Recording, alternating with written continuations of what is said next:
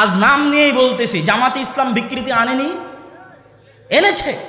অগণিত অসংখ্য তাদের সংবিধানের মধ্যে বিকৃতি এনেছে, শুধু রাষ্ট্রীয়ভাবে নিবন্ধন ধরে রাখার জন্য, টিকিয়ে রাখার জন্য। না হলে নিবন্ধন বাতিল হয়ে যাবে। 30% যদি নারী নেতৃত্ব না দেয় দলের মধ্যে, নিবন্ধন দিবে না সরকার। যদি নাম জামাতে ইসলাম বাংলাদেশ না করে, বাংলাদেশ জামাতে ইসলাম যদি না করে, তাহলে দিবে না নিবন্ধন। তখন নাম চেঞ্জ করে জামাতে ইসলাম বাংলাদেশ করা হয়েছে। 30% নারী নেতৃত্ব নিয়ে আসা হয়েছে, অগণিত পরিবর্তন করা হয়েছে। আমার চ্যালেঞ্জ থাকলো, আবুল আলা মওদুদী যেই দিন জামাত ইসলাম প্রতিষ্ঠা করেছিলেন, তখনকার জামাত ইসলামের সংবিধান আর আজকের জামাত ইসলামের সংবিধানের মধ্যে যদি বিকৃতি না থাকে, আমি আব্দুল্লাহ বক্তব্য দিব না। বিকৃতি কেন এসেছে? ক্ষমতা ধরে রাখার চাহিদায়। সে বিকৃতিটা কোথায় করা হয়েছে? ইসলামের মধ্যে। ইসলামকে জবাই করে আমি কিভাবে ইসলাম প্রতিষ্ঠা করব? যদি ইসলাম কোনোদিন প্রতিষ্ঠা করতে হয়, 100% ইসলাম প্রতিষ্ঠা করতে হবে, নো কম্প্রোমাইজ। হয় ক্ষমতা আসবে, না হয় ক্ষমতা আসবে না। ক্ষমতা দেওয়ার মালিক আল্লাহ, কিন্তু 100% উলুহিয়াত রাখতে হবে আল্লাহ। আল্লাহর উলুহিয়াতে সরিষা সমপরিমাণ কম্প্রোমাইজ করে আহলে হাদিসরা ক্ষমতায় যেতে রাজি নয়। আহলে হাদিসরা ওরকম হাজারো ক্ষমতার মুখে লাথি মারতে রাজি আছে, শুধু আল্লাহর উলুহিয়াত বাস্তবায়ন করার জন্য। কেন? একটা দল, একটা জামাত তো থাকতে হবে, যারা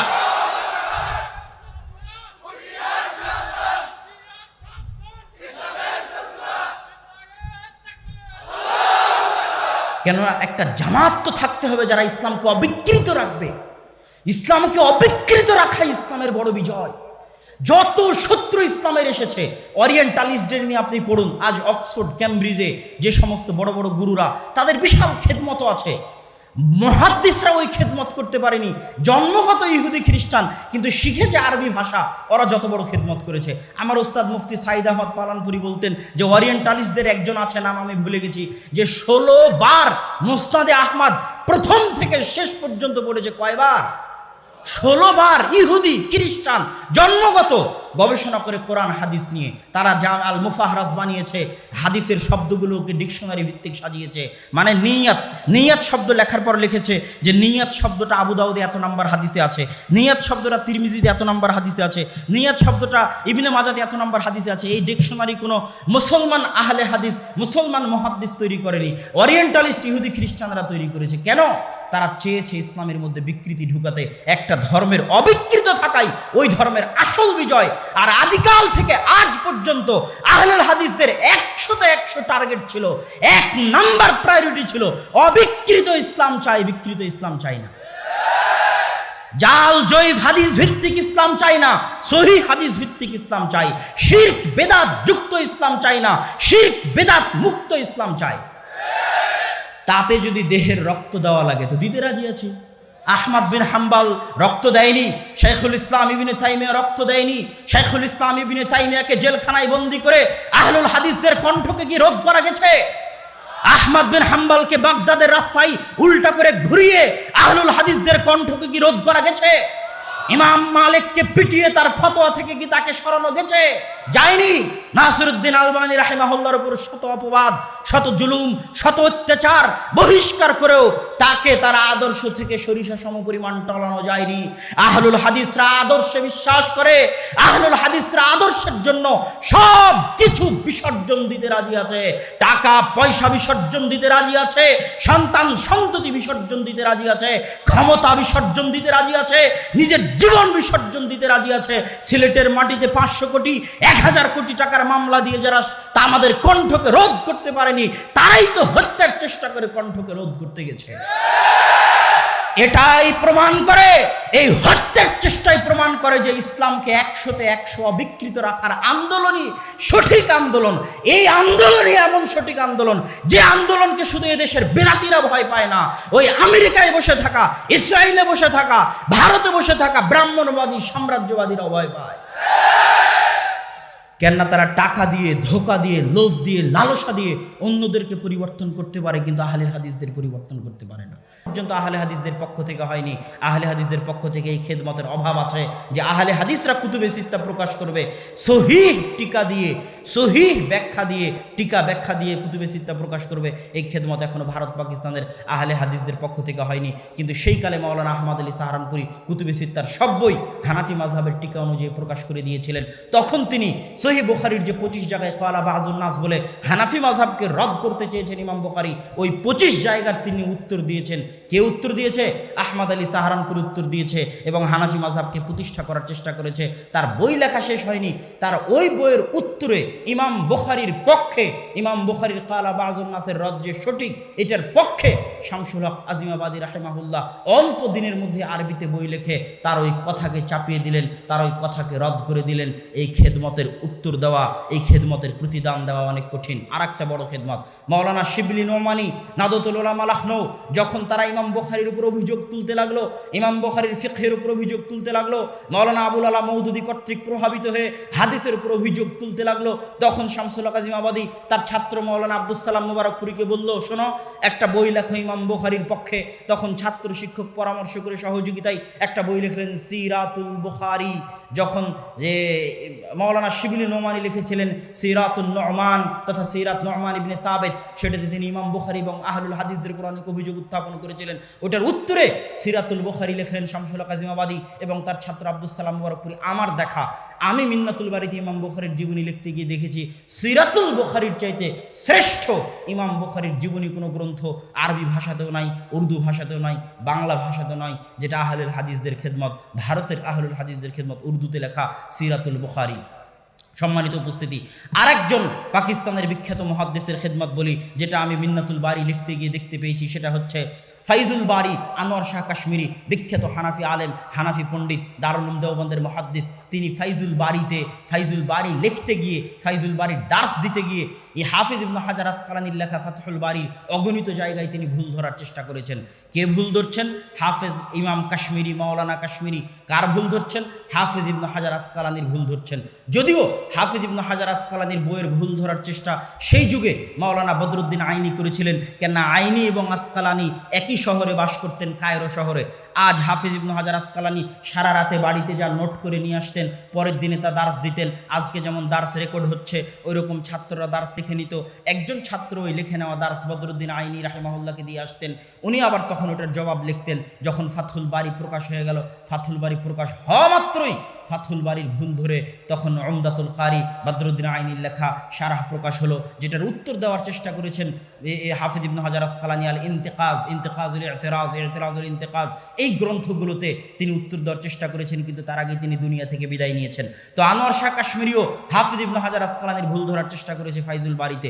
এবার হাফেজ মোহাম্মদ গন্দলবি, পাকিস্তানের আলেম, তিনি একটা বই লিখেছেন ইরশাদুল কারি ফি নাকদি ফাইজুল বারী। উনি ফাইজুল বারীতে মাওলানা কাশ্মীরি হাফেজ ইবনে হাজার আসকালানির ভুল ধরতে গিয়ে কি ভুল করেছেন, আর উনি নিজে কি ভুল করেছেন, আর ইবনে হাজার আসকালানির ভুল ধরতে গিয়ে কি ভুল করেছেন তা তিনি লিখেছেন। এই খেদমতগুলো পড়লে আপনাকে এবং আমাকে তাদের জ্ঞানের সামনে শিশু মনে হবে যে এই উপমহাদেশের আহলুল হাদিস আলেমরা কি না খেদমতের আঞ্জাম দিয়ে গেছে, ইলমি খেদমতের যে আঞ্জাম দিয়ে গেছে তার ঋণ শোধ করা আহলুল হাদিসরা তো দূরে থাক, হানাফি ভাইয়েরাও শোধ করতে পারবেন না। কেননা হানাফি ভাইদের মধ্যেও ইলমের চর্চা দেখা দিয়েছে আহলুল হাদিসদের চর্চার কারণে। কুতুবে সিত্তা প্রথম উর্দু অনুবাদ করেছে আহলুল হাদিসরাই। ওয়াহিদুজ্জামান হায়দ্রাবাদী রাহিমাহুল্লাহ তিনি প্রথম উর্দু অনুবাদ করেছেন। তো সম্মানিত উপস্থিতি, আমি আহলুল হাদিসদের ইলমি যে খেদমত, এই খেদমতের উপর যদি বলি তো ঘন্টার পর ঘন্টা এমনিই বলতে থাকা যাবে। ভারত পাকিস্তানের আহলুল হাদিস আলেমরা হাদিসের কী ধরনের খেদমত করেছেন।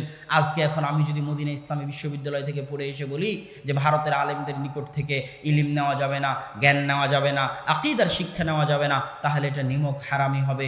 ভারত উপমহাদেশের আলেমদের জ্ঞানকে অপমান করা হবে।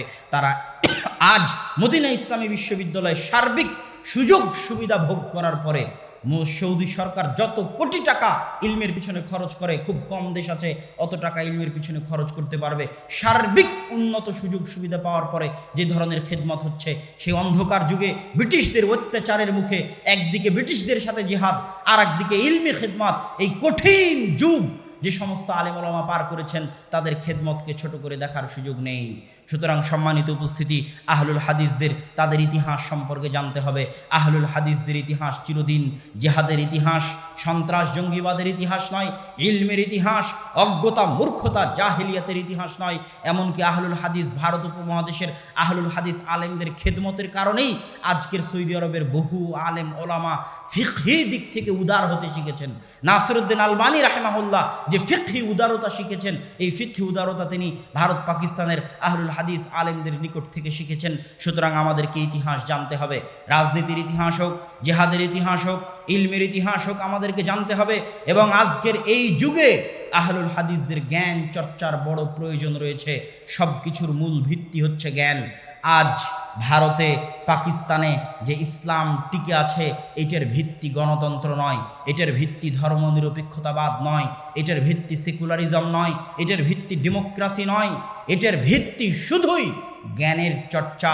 মসজিদ মাদ্রাসা নির্মাণের মাধ্যমে জ্ঞানের চর্চাকে ধরে রাখা। আজ রোহিঙ্গাদের কাছে নাই কি জন্য তারা তাদের স্বকীয়তা ধরে রাখতে পারেনি কেন? তাদের মধ্যে থেকে জ্ঞানের চর্চা উঠে গেছিল। সেকুলারিজম থাকলেও, গণতন্ত্র থাকলেও তাদের উত্থান ঘটবে না যদি জ্ঞান না থাকে। আজ চীনের মুসলমানদের তাদের সেই স্বকীয়তা কেন হারিয়ে ফেলেছে? অত্যাচারিত নির্যাতিত কেন? সেখানে যদি সেকুলারিজমও থাকে, ডেমোক্রেসিও থাকে, গণতন্ত্রও থাকে, ধর্মনিরপেক্ষতাও থাকে, কিন্তু জ্ঞানের চর্চা না থাকে, তাহলে ওই উত্থান ঘটবে না। উত্থান ঘটানোর জন্য জ্ঞানের চর্চার প্রয়োজন। জ্ঞান আসল, জ্ঞান নূর। ইসলাম এসেছে জাহিলিয়াতের বিপরীতে। জাহিলিয়াত হচ্ছে মূর্খতা, আর ইসলাম হচ্ছে জ্ঞান। জ্ঞানের চর্চা যত বাড়বে, আমি সালাফে সালেহিনের জীবনী পড়ে দেখেছি। সালাফে সালেহিনগণ, বহু বক্তব্যে আমি বলেছি, সালাফে সালেহিনগণ সবসময় ছিলেন সংস্কারপন্থী। সংস্কারকে তারা সবচেয়ে বেশি গুরুত্ব দিতেন। কেননা সরাসরি ক্ষমতা দখল করার চেষ্টা করা অস্থিতিশীলতার একটা বড় মাধ্যম, নৈরাজ্যতার একটা বড় মাধ্যম। আজ লিবিয়ার মাটিতে দেখেন, সিরিয়ার মাটিতে দেখেন, ইয়েমেনের মাটিতে দেখেন, ক্ষমতা দখল করতে গিয়েই অস্ত্র হাতে উঠিয়ে নিয়ে গণতন্ত্রের নামেই হোক আর জেহাদ জঙ্গিবাদের নামেই হোক, অস্ত্র হাতে উঠিয়ে নিয়ে মুআম্মার আল গাদ্দাফিদের চলে যাওয়ার পরে, এই শাসকদের চলে যাওয়ার পরে আজ লিবিয়া, সিরিয়া, ইয়েমেনের মাটি মুসলমানদের রক্তে রঞ্জিত। মুসলমানদের রক্তে লালে লাল। এক মুসলমান আর এক মুসলমানকে কাফের ফতোয়া দিয়ে হত্যা করতেছে। কেননা তার আকীদায় সমস্যা আছে, তার জ্ঞানে সমস্যা আছে, তার বিদ্যায় ত্রুটি আছে। আর যখনই আগের যুগের সালাফে সালেহিনকে দেখবেন, আহমদ বিন হাম্বল সরাসরি ক্ষমতা কেড়ে নেওয়ার চেষ্টা করেননি, তিনি করেছেন সংস্কারের চেষ্টা। শাইখুল ইসলাম ইবনে তাইমিয়া সরাসরি ক্ষমতা কেড়ে নেওয়ার চেষ্টা করেননি, তিনি সংস্কারের চেষ্টা করেছেন। ক্ষমতা কেড়ে নেওয়ার চেষ্টা সাময়িক অনেক ভালো মনে হলেও, সাময়িক অনেক আবেগপ্রবণ মনে হলেও, সাময়িক অনেক ফলপ্রসূ মনে হলেও, দীর্ঘস্থায়ী ক্ষতির কারণ, দীর্ঘস্থায়ী দুঃখের কারণ, দীর্ঘস্থায়ী দাওয়াতি কাজে বাধার কারণ, দীর্ঘস্থায়ী জ্ঞানের চর্চায় বাধার কারণ। আর সংস্কারের চেষ্টা, অরাজনৈতিকভাবে প্রভাব বিস্তারের চেষ্টা, আপনি হয়তো আজকে অরাজনৈতিকভাবে প্রভাব বিস্তারটা সারা পৃথিবীতে 100-তে 100 আজ আপনি দেখতেছেন যে আমেরিকার ক্ষমতায় আসছে জো বাইডেন, তার আগে দেখলেন আমেরিকার ক্ষমতায় ডোনাল্ড ট্রাম্প, তার আগে হয়তো ছিল বারাক ওবামা। কিন্তু আসলে বারাক ওবামার যুগেও, ডোনাল্ড ট্রাম্পের যুগেও, জো বাইডেনের যুগেও আমেরিকার আসল ক্ষমতা ছিল ইহুদি ইসরায়েলদের হাতে। তো ইহুদি ইসরায়েলেরা কি ভোটের মাধ্যমে লড়াই করে আমেরিকার ক্ষমতা দখল করলো? ইহুদি ইসরায়েলেরা কি অস্ত্রের মাধ্যমে আমেরিকার ক্ষমতা দখল করলো? এটাকে বলা হয় লবিংয়ের মাধ্যমে অরাজনৈতিক প্রভাব। পৃথিবীর এমন কোনো দেশ নাই, আজকে আপনি হয়তো চোখের সামনে দেখতে পাচ্ছেন প্রধানমন্ত্রী শেখ হাসিনা বাংলাদেশের প্রধানমন্ত্রী, কিন্তু অরাজনৈতিকভাবে আন্ডারগ্রাউন্ডে যারা টাকার মালিক, যারা ক্ষমতার মালিক, তারা অন্য কেউ। এটাই পৃথিবীর চিরন্তন বাস্তব সত্য। আপনিও আজকে ভোটে দাঁড়িয়ে ক্ষমতায় চলে যাবেন, অন্যের কাছে জিম্মি হয়ে যাবেন। যারা আগে থেকে সত্যিকার রিয়াল ক্ষমতার মালিক, তাদের কাছে জিম্মি হয়ে যাবেন। তাদের কথার বাইরে আপনি চলতে পারবেন না, নড়তে পারবেন না। এই জন্য আসল হচ্ছে অরাজনৈতিকভাবে প্রভাব বিস্তার করা, প্রভাব বিস্তার করে সরকারকে মানতে বাধ্য করা, সংস্কার হতে বাধ্য করা। সমাজ সংস্কার, সমাজ বিপ্লব ইসলামের বিজয়ের মূল ভিত্তি। বলেন বাংলাদেশ মুসলমানদের দেশ, 90% মুসলমানদের দেশ, 90% মুসলমানের কয়জন সালাত আদায় করে? তাহলে কিভাবে এটা 90% মুসলমানের দেশ হয়, যেখানে 90% মুসলমানের 2% 3%ও সালাত আদায় করে না? এদের উপর আপনি কিসের ইসলামী খেলাফত কায়েম করবেন? আজকে ইসলামী খেলাফত কায়েম করলে কালকে এরাই বিদ্রোহ করবে, চাই না খেলাফত। এটাই বাস্তব সত্য। আজকে বাংলাদেশ বলছেন মুসলমানের দেশ, কয়টা বাংলাদেশের মুসলমান কোরআন পড়া জানে? কয়জন? বাংলাদেশে তো চলে আবেগের খেলা, বাংলাদেশে সর্বত্র আবেগ নিয়ে ছিনিমিনি খেলা হয়, সর্বত্র। যেমন আজকের এই প্রোগ্রামের আয়োজন করা হয়েছে জিকে একাডেমির মাঠে, এরপরে আসছে সালাফি কনফারেন্স 4-5 মার্চ। বাঙালি যেহেতু আবেগী জাতি, বিশাল সমাবেশ ঘটেছে, আরো বহু জায়গায় সমাবেশ ঘটবে। বাঙালি যেহেতু আবেগী জাতি, আজকে যদি ঘোষণা করা হয় মিছিলের আহ্বান, শত লোক লাখো লোকের অভাব হবে না। কালকে যদি আহ্বান করা হয় মানববন্ধনের, শত লোক লাখো লোকের অভাব হবে না। কালকে যদি আহ্বান করা হয় হরতাল অবরোধের, লোকের অভাব হবে না। সমাবেশের আহ্বান করা হয়, লোকের অভাব হবে না। আর যদি বলি আসেন এখানে কোরআন শেখানো হবে, কয়টা লোক আসবে?